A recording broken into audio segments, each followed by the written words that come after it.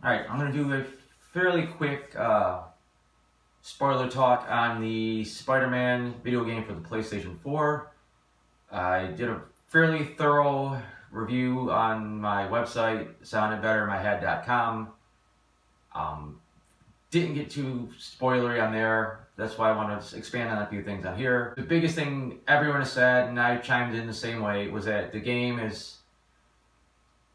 rips off the mechanics of the Batman Arkham series, which is fairly true. As far as the combat goes, I think Batman did it better. The flow is never as smooth as Arkham, because in those Arkham games, as Batman starts landing hits, he starts to pick up the speed. You just kind of hit the control. He jumps to the next guy. It's actually kind of hard to screw up your combos because you're kind of always going towards another opponent. Where Spider-Man, there's a lot of times you're doing a nice little combo and you go to jump a certain direction, or maybe you try to do a swing kick and you just end up in the middle of nowhere. Batman, it was a little bit quicker to bring up your gadgets during a fight.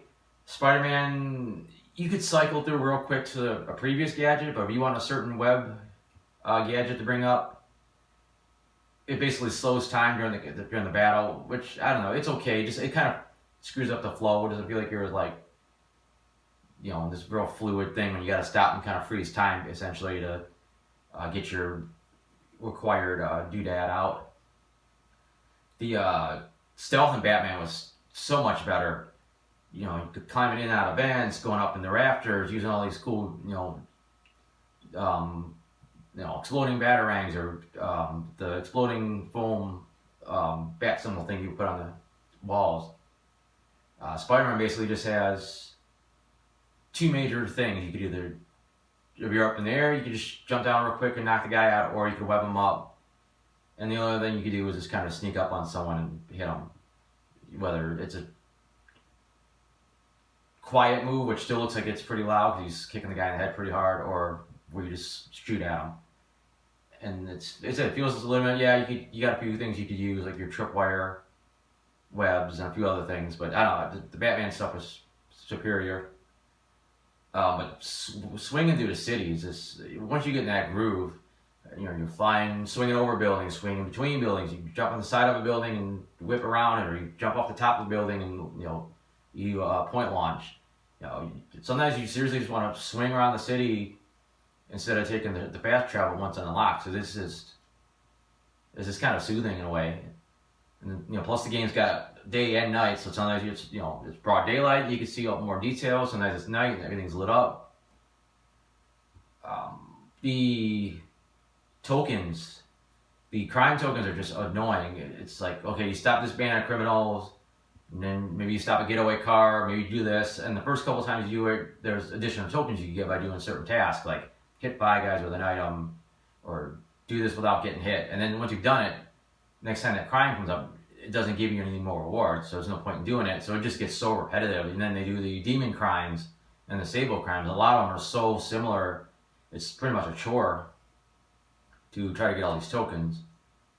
And then, of course, to get the really good stuff, or to kind of finish getting everything, you need your challenge tokens. And the Taskmaster challenges are fairly aggravating.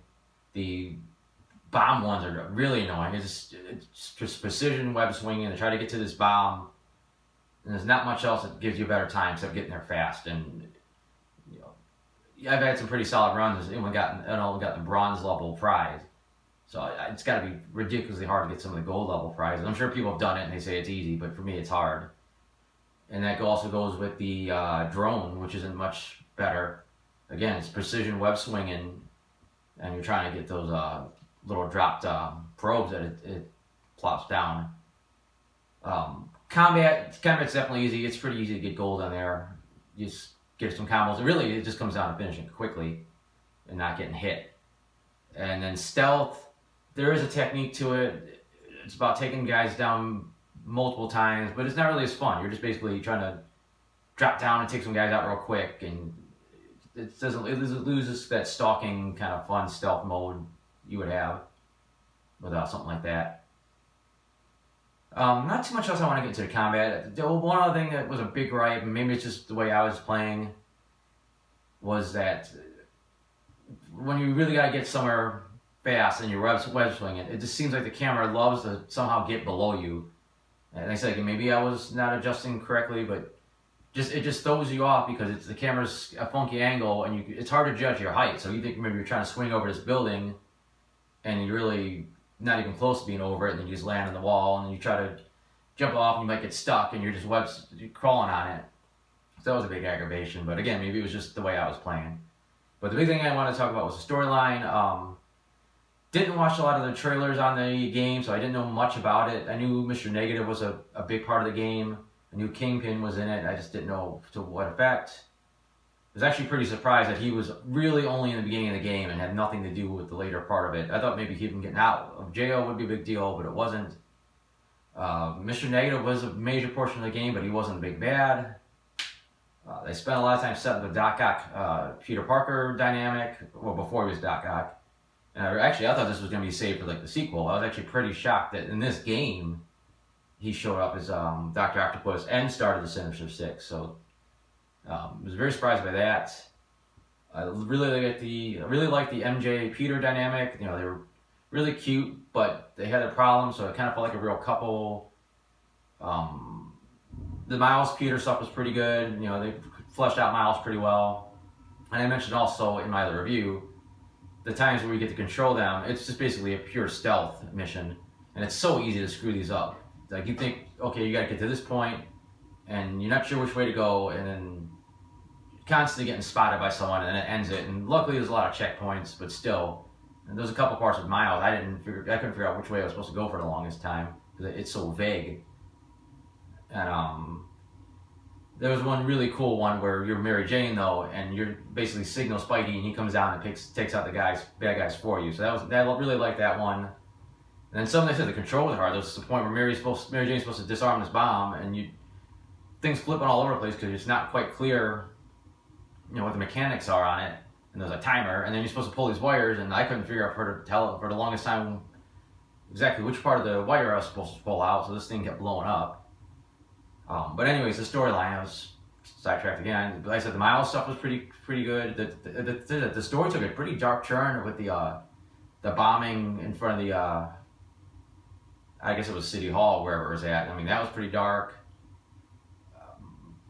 The whole plague virus getting spread out was nowhere near as dramatic as it seemed like it was going to be. It's like, okay, this is going to kill everybody. And then really nothing kind of happened until like the payoff at the end, and basically them killing off Aunt May, which was just so well acted voice-wise, and the graphics for the faces were so well done. They catch a lot of emotion. It was definitely heartbreaking to see Peter drop down and watch his aunt die, who's basically, you know, his mother.